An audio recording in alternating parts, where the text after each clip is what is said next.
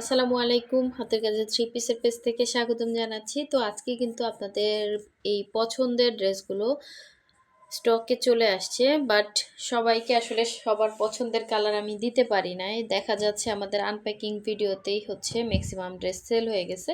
তো এই হচ্ছে এটা সুন্দর একটা ফিরোজার মধ্যে, লাইট ফিরোজার মধ্যে ডিপ ফিরোজা কালারের। এটা জামা, সালোয়ার, ওড়না ৩ টাই ফিরোজা কালার।